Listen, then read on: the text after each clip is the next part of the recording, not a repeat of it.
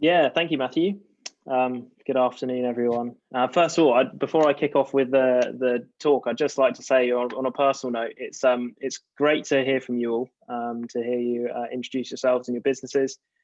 Someone who was born and raised here, it's really, really nice to see, with all the sort of doom and gloom that's around on the news at the moment, it's really nice to see there's a whole group of really successful businesses in the New Forest, and the local area is doing really well. That's really pleasing for me. Well done, everyone. Please do keep it up, and hopefully all goes well through the winter. So as Matthew said, my name's Tom Dodd. I am responsible for the commercial arm of the entrustIT group. We are a group of managed IT service providers. We have offices across the UK, mainly across the south, but our head office is based very locally in Ringwood, so just on the edge of the New Forest, and I'm told reliably in the New Forest District Council area, so I do count as being part of the New Forest, so that's great. And yes, today we're talking about about cybersecurity. Bit of a bland topic, probably for most people, but hopefully I'm going to jazz it up a little bit and make you feel like you learned something. I have a little presentation for you, so I'll share that. If you just give me the thumbs up if you can see it. All good. Okay. Now, there we go. So I'm going to be providing a bit of a cybersecurity update for local businesses today for you guys. This is something that we've talked about a lot in our blog over at blog.entrustIT.co.uk, if anyone's interested in that. It's something we talked about a lot because it's really becoming an increasingly prominent danger, an increasingly prominent threat.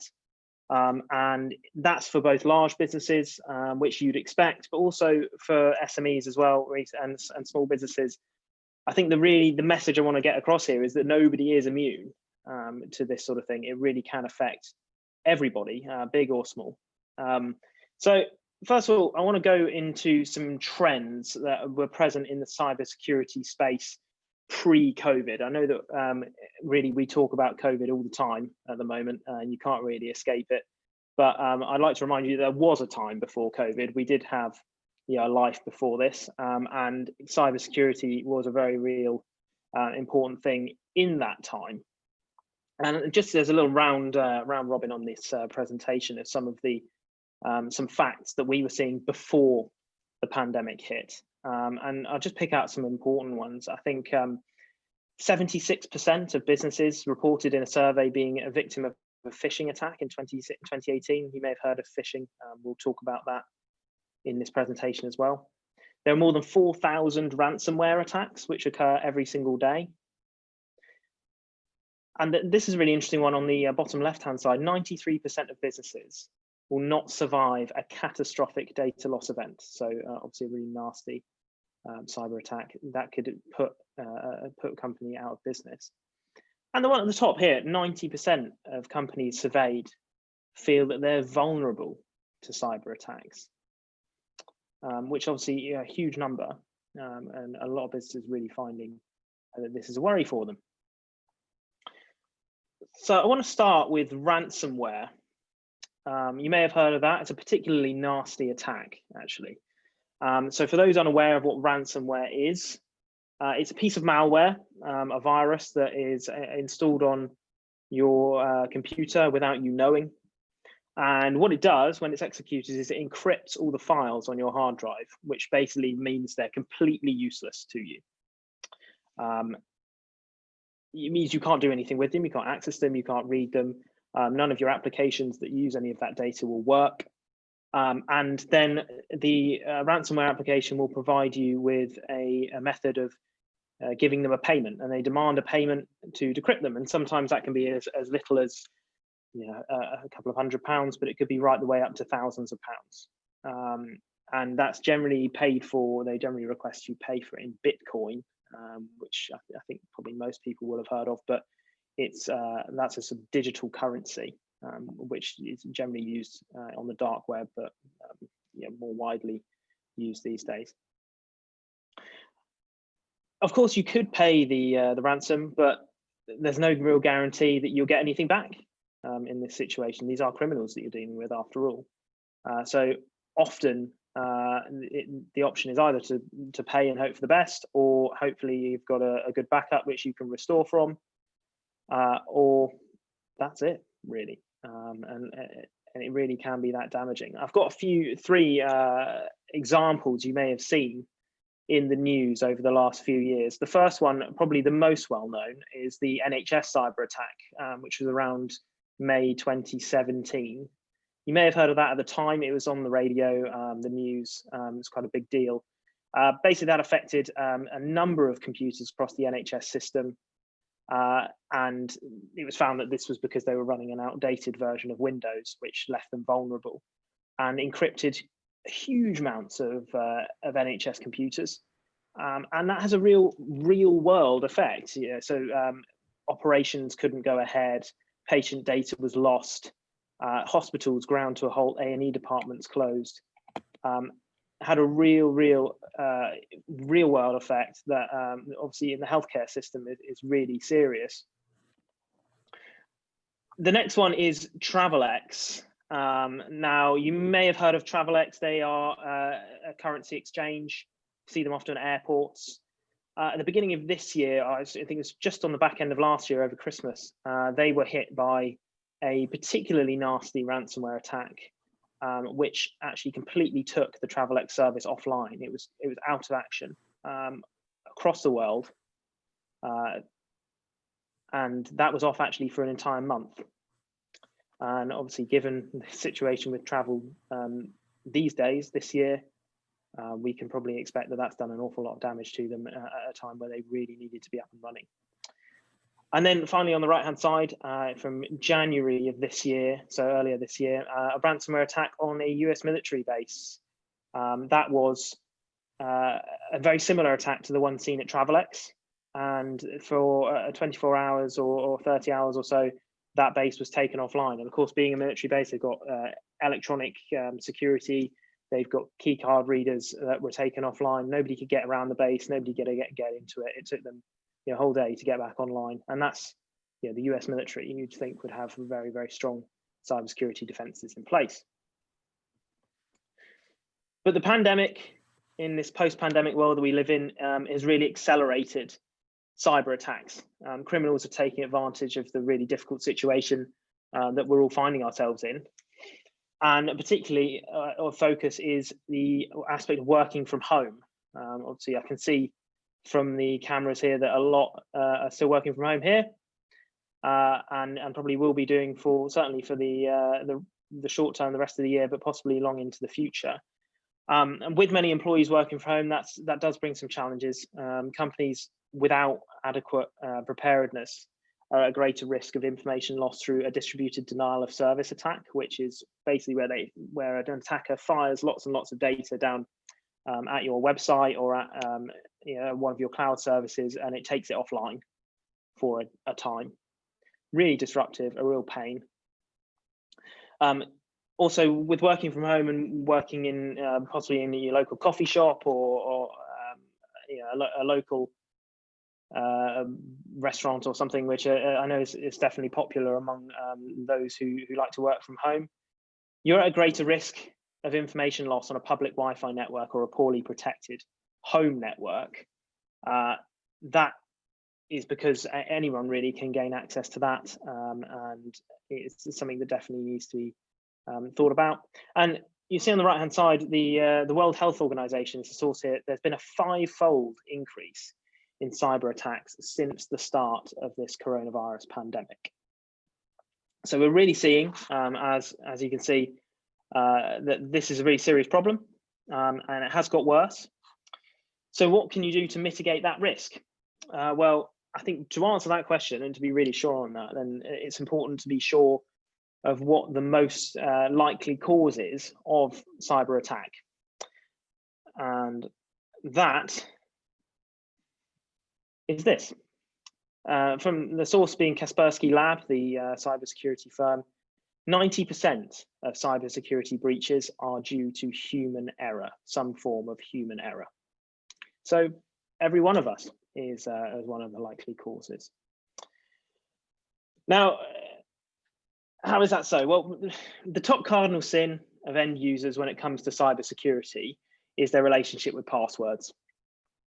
Each year in our blog that I mentioned at the beginning, blog.entrustIT.co.uk, we break down the most commonly used passwords, and these are based on actual data that have been uncovered of hacked passwords. So whenever a password is cracked, people post it on the dark web for others to access.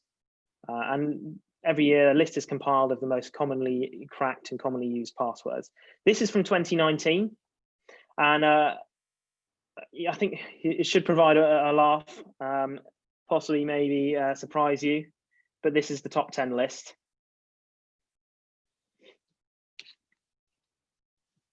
I'm just going to leave that there for a second, just sort of take that in. But when you think that the top 10 most commonly cracked passwords are that, then it's no wonder, really, is it, that criminals are having such a field day, really, with their cyber attacks. We've got some pretty basic passwords there, which are nice and easy to crack, of course. So what would we recommend for tightening up password security? There's a lot of really simple ways you can do that. Is a very important thing to say. Sorry, I'm having trouble with my laptop there. So number one, you want to make your passwords harder to guess. So using capital letters, numbers, punctuation, a mixture of all of those is a great place to start. And a lot of online applications will make that mandatory now. But even better, you want to, if you want to go just that little bit further with a more complex password, you could use the first letters of a phrase, a memorable phrase that you can recall. It can be whatever you think is appropriate to you. I've used this as an example. The quick brown fox jumps over the lazy dog would be TQB FJOTLD. If you threw in some capital letters and numbers and punctuation marks there, then all of a sudden you've got yourself quite a complicated password that's probably quite difficult to guess. But of course, for you, nice and easy, because everyone can remember a certain phrase. So you've got that in your mind, but it's very difficult for people to guess. Number two, hopefully you've come across multi-factor authentication, or at least two-factor. Use that on every single account that gives you the option to do so. And most things will do that now. Most email account providers, most cloud CRM providers, most social media accounts will give you an option to use multi-factor authentication. If you're not using it already, absolutely go through every single account that you use regularly and make sure that if that gives you an option, you have that turned on. Generally, with multi-factor authentication, it comes in 2 or 3 ways. It's generally something you know, so a password, something you have, so your phone, code to your phone or an authentication app on your device, and something you are, which would be a fingerprint, a thumbprint, or a Face ID, which is looking very common these days. Most people have that on their devices. And what that does is then, even if someone were to crack your password, they still have to get a code from your phone, and and if in extra situations they also have to get your thumbprint or your face, and that's pretty unlikely, really. Third would be never commit the cardinal sin of passwords, which is to reuse the same password across multiple internet accounts. Now, I'm not going to ask anyone to own up as who does that, but I know it's very, very common. We see it a lot because it's difficult to remember all the passwords, isn't it? When you've got so many different accounts, so many different passwords, how can you possibly remember all of them? That is difficult. Try and mix them up as much as you can, but at the very least, if nothing else, have a separate password for your email account, one that is completely separate from every other. Reason being is that if someone were to crack the password for your email account, then they can go onto every single social media, CRM platform, anything that you use, your banking, and they can do a forgot my password request on those social media accounts or whatever online accounts you have. That comes through to your email, and then they've got access to every single one of your accounts. So absolutely, at the very least, have a separate password for your email if you can. And then finally, number 4 is use a password manager to generate complex passwords. There are a number of different ones for these, LastPass, OnePass. We recommend MyKey, M-Y-K-I. I could go into a little bit more detail about that, but perhaps if you would like to message me after this, because there is a fair amount of detail to go into there.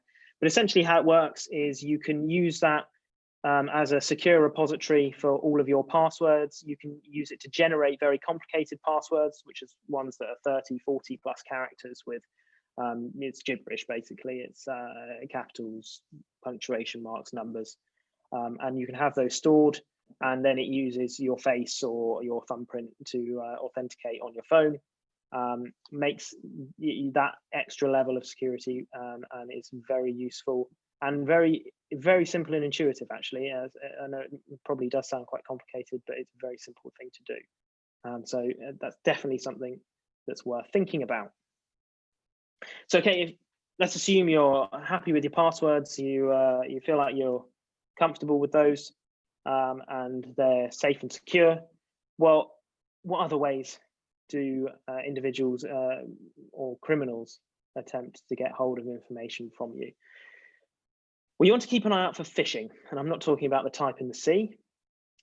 Phishing, spelt with a PH, is the fraudulent practice of sending emails purporting to be from reputable companies in order to induce individuals to reveal personal information such as passwords and credit card numbers.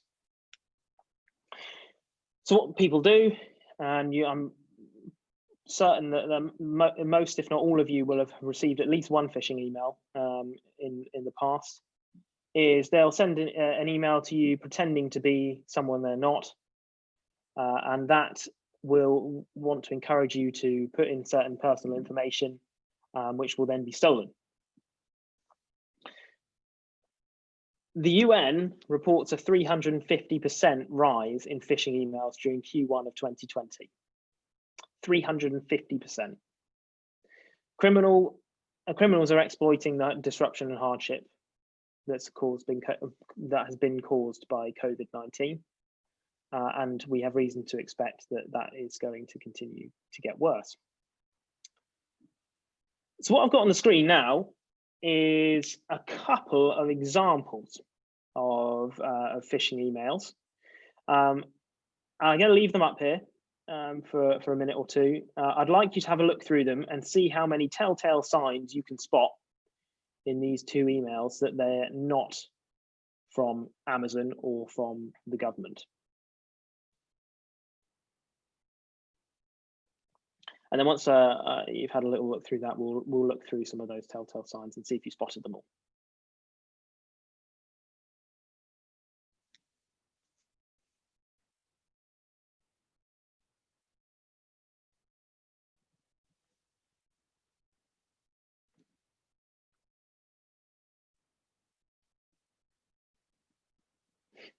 Okay, well, hopefully you could see a few of those. I mean, hopefully it's large enough on your screens to be able to see that. But what we've got now is some highlights, which can show where the individual here gives away the fact that they're not actually from where they're claiming to be. So some things you want to look out for. Check the email address is the number 1. You can see on both of these emails, the email address is not right. So on the Amazon one, we've got accounts at maison.com. Missed out the A there, so that's clearly wrong. And on the Gov UK one, there's Daniel NHS at pinkcontract.com. That's not even remotely like gov.uk. If you're looking at this on your phone, then you want to click the name on the from button. So whatever the name is there, if you click that, it'll bring up the email address that was used to send, and then you can see if it's going to be an incorrect email, phishing email, then it'll be pretty obvious straight away that it's from an email that's incorrect. The next thing you want to look for is spelling and grammatical errors. The really basic phishing emails will have spelling mistakes in, and then you can spot them immediately. The more well-crafted phishing emails will be able to be spelt correctly, but will have subtle grammatical errors that make it clear that they're not from a native English speaker. So, for example, we've got in this Amazon one, in order to prevent any fraudulent activity from occurring, we are requiring to open investigation into this matter. Well, no English person would, native English speaker would say that. According to the site policy, you will have to confirm that you are the real owner of Amazon account. Clearly, that does look wrong, doesn't it? So look for those, make sure that you read through it top to bottom, and if there's anything in there that makes you think, oh, that doesn't sound right, then it's probably not. Next would be check the links. Now, disclaimer, please don't click any of the links on any of these emails, but do just hover your cursor over them, and that will give you an idea of what the link is going to. In the case of the Amazon one here, that's been done, and it's going to a bit.ly link, clearly not an Amazon.com link.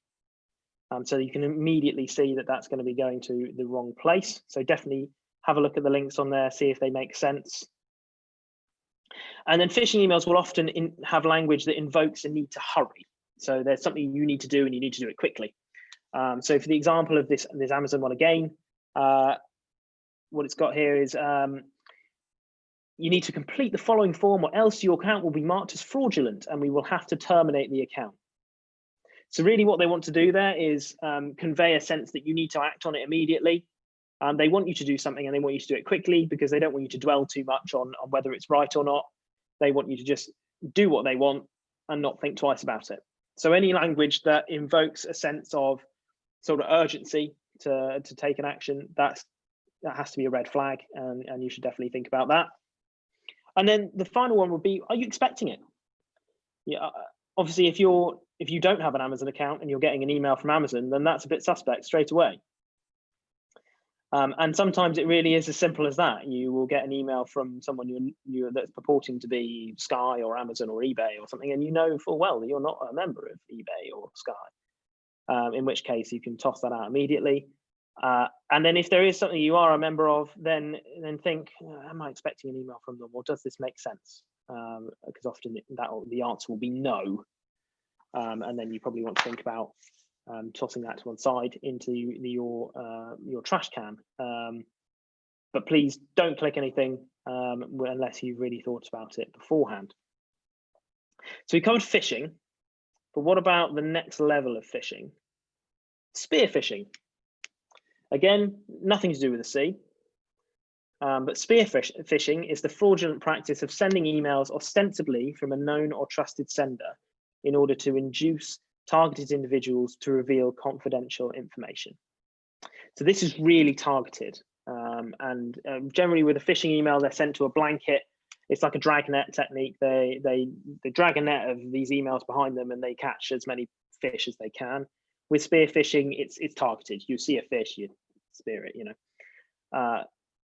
and this will be targeted to you specifically. And this is where it's really sinister, because actually anyone who attempts a spear phishing campaign on you has done their research. They know who the boss is. They know who you are. They know what your job is and what that relation is to the boss and what that relation is to the rest of the company. And they're targeting you specifically. And generally those emails look like the example here. They come from a boss. Say you're responsible for the accounts, and it's generally someone responsible for financials at a business who gets these. Hello, are you at the office today? I need to know if you can process a wire transfer today, as we need to pay for something. I've got someone's face is in the way of that. We need to pay for an invoice now. Email me back, I'll be busy. So they've spoofed your boss's email in this case. So they know who your boss is and they know who you are. And they're going to ask you to process a bank transfer, or they're going to ask you to put in certain money or pay a bill. And again, it's going back to the phishing we talked about earlier. There's going to be a really strong sense of urgency associated with that. Email me back, I'll be busy. And they'll pretty much always say, I'll be busy as well. And the reason why they do that is because if you're responsible for the accounts of your business and your boss emails you to say, can you pay this? I'm really busy. Then yeah, a lot of people will think, okay, I'll just do that. I'm not going to phone up the boss and bother him or her with with this, because that will just annoy them. I'll just get on and pay it and be done with it. There's a real sense of urgency, and it's they want to say that we're busy. We don't, please don't get in touch with me, or just get it done. I've got too much to deal with. And certainly we've come into contact with businesses who've had this problem. I can think of one example where a certain individual was emailed, who's responsible for the accounts, asking to pay an invoice. It was an invoice for an actual one of their suppliers, so they were expecting that sort of thing to come through. The boss asked them to pay it.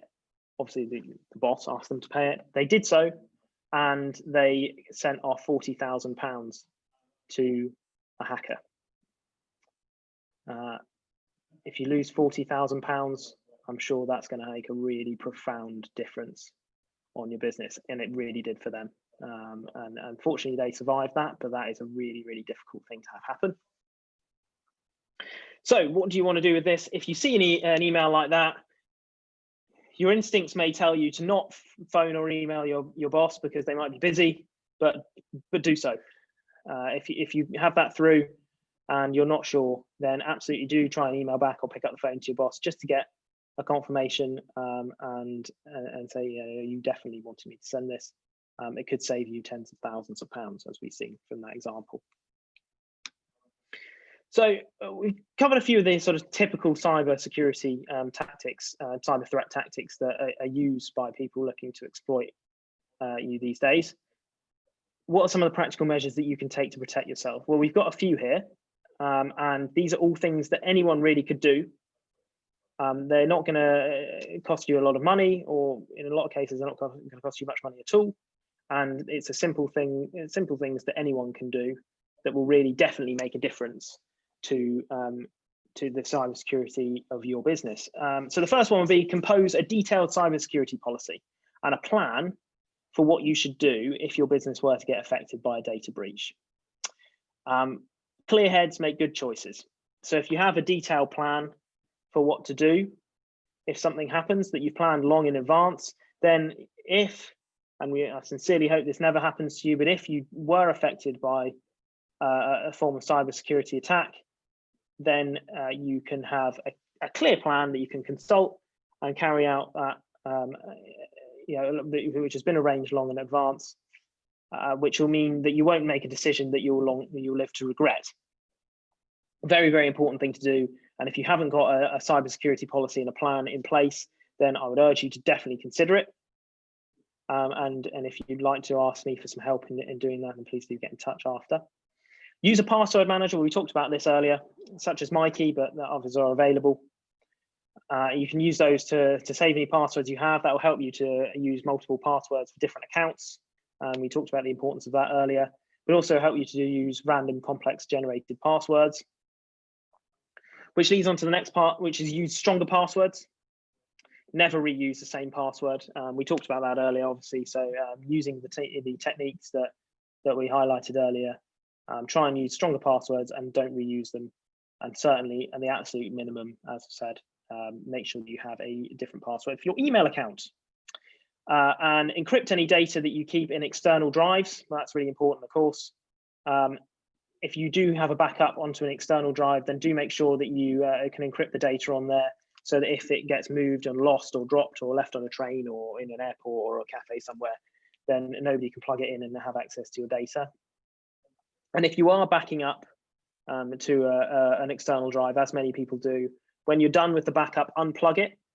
That is because if a cyber attack does come through on one of your machines and your backup is connected to it, as we have seen from examples with companies we've dealt with in the past, it can encrypt the backup as well. So you might do well to have a backup in place, but if you have that connected to your network, then you can be hit by that cyber attack on your backup too. Test your disaster recovery process regularly. We'll see how long it takes to restore from backup and how quickly you can mobilize, and then see if you can make any improvements on that. Ensure that you have at least one backup to an external drive, perhaps, preferably two, maybe to an external drive and also to a cloud service. And like I said, disconnect from your network when not in use. Educate yourself and your staff about cybersecurity, particularly in what to look out for in phishing emails. Invest in antivirus clients such as Sophos Endpoint or McAfee or Kaspersky. Never use a public Wi-Fi network such as on the train or in an airport or in Costa or anything without making sure you have a VPN installed first. Just Google VPN if you need to learn a bit more about that, or you can ask me about it. It's so easy for criminals to get access on unsecured networks. It really is. And there's plenty of videos on YouTube that show just how easy it is for someone to do that. And then make it mandatory for users who use phones or laptops, BYOD for business, that keep email or work documents or anything secure on there to use a passcode or face and fingerprint ID. Those are some three simple ways you can look after yourself, but maybe you want to go a little bit further, and that's where we could help. That's a shame. That's supposed to look really neat. How can we help? IT support contracts. Unlimited calls to a UK-based support hotline based here very nearby you in Ringwood, from as little as £10 per month. So if you had any problems, you've got a number you can call or an email address you can email, and someone will in a very friendly manner help you with that. Online backup of your files to the cloud. We have a managed or an unmanaged service for a monthly fee, and you'd be surprised, it's very affordable. Remote monitoring of your workstation. So we can monitor your workstations remotely. We can detect signs of any suspicious activity. We can detect if you have not got the right security patches, and we can roll them out. We can keep your workstations up to date. There's a lot that we can do remotely, and we can do it in the background without you ever even knowing. Cloud tools such as hosted workspace and Microsoft 365, really, really useful these days. A lot of people, particularly using Office 365 or Microsoft 365 service, can really go a long way to help protect your business. Managed antivirus. Well, I think most people will be familiar with an antivirus solution. We'll provide one that's managed by us for you. IT consultancy. We can help you to identify your areas of weakness, and we can recommend any improvements. And finally, cloud CCTV. It helps to keep your offices safe, and certainly it's really gaining a lot of momentum this year.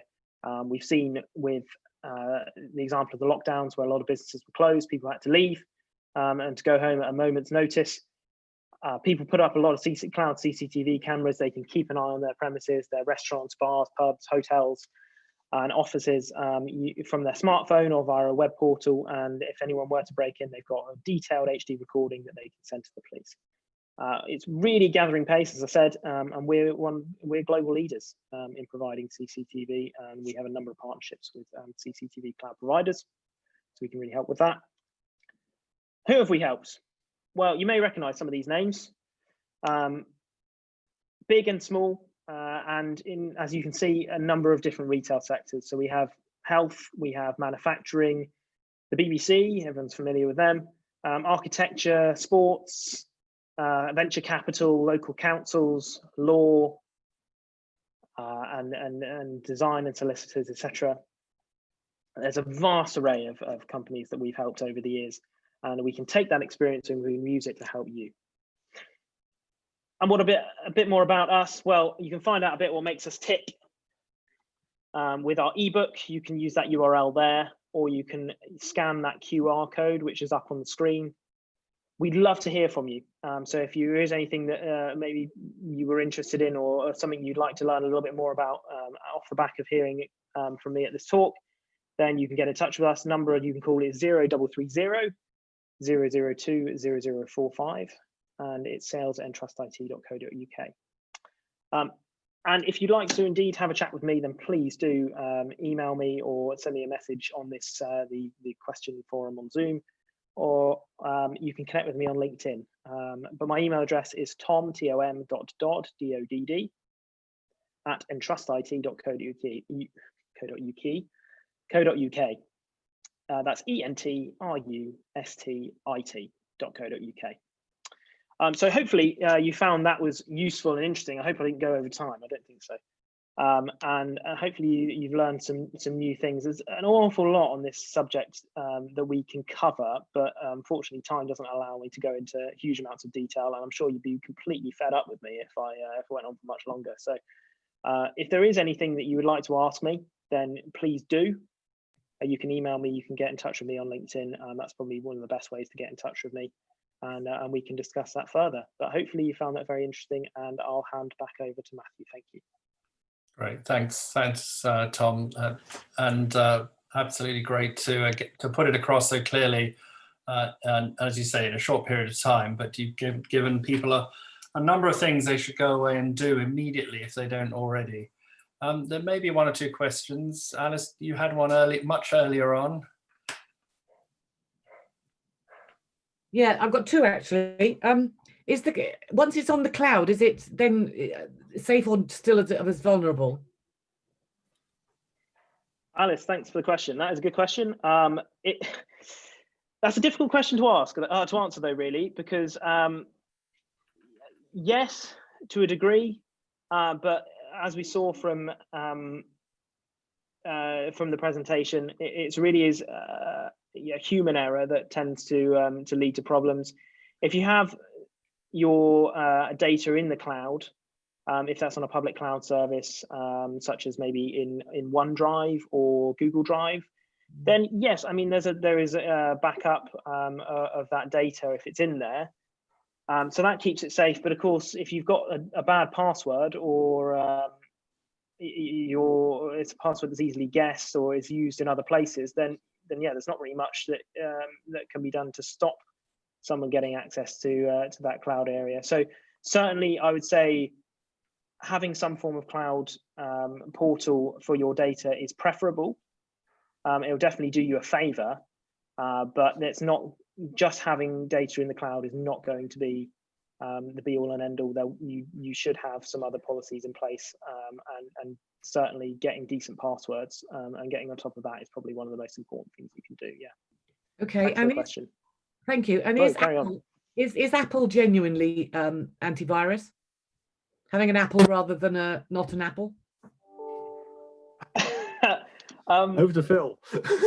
yeah. Phil, I think somebody. There's probably someone far better qualified to answer that question. But I mean, yes and no. It's a lot of viruses are designed for Windows because that's what the bulk of people have.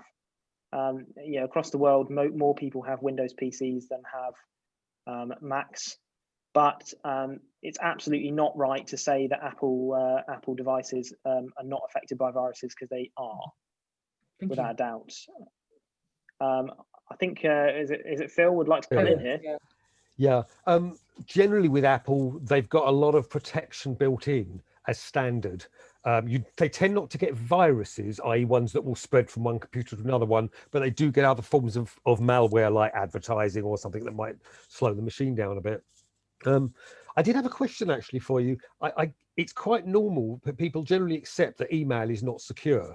And I actually had a client a few days ago that said, could you change my password, please? Could you change it to this? And they emailed it to me. The first thing I did is said, you need a new password already, because you don't have email. But my question is this: why is email considered to be so insecure when something like, not Twitter, do I mean Twitter? Brain's not working at the moment. There are other systems like Twitter or LinkedIn and so on, where you can send private messages, and those are considered to be much more secure.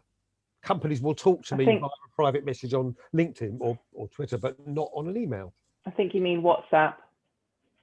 Not WhatsApp, no, because that is, well, that's still encrypted. Encrypted in a way. I mean Instagram. I don't use Instagram. I don't know. But it's just email. I wonder why email is so classed so much as insecure compared to anything else. Yeah, Phil, thanks for the question. I think that's possibly a bit of a hangover from previous years. In the same way that people still talk about Skodas as being unreliable, despite the fact they're owned by Volkswagen and have been for a number of years now. Email is not inherently insecure. And certainly these days, modern email platforms have got a lot of tools in place to make them very secure, particularly with spam filters and with the cloud versions of Microsoft Exchange, for example, or Gmail.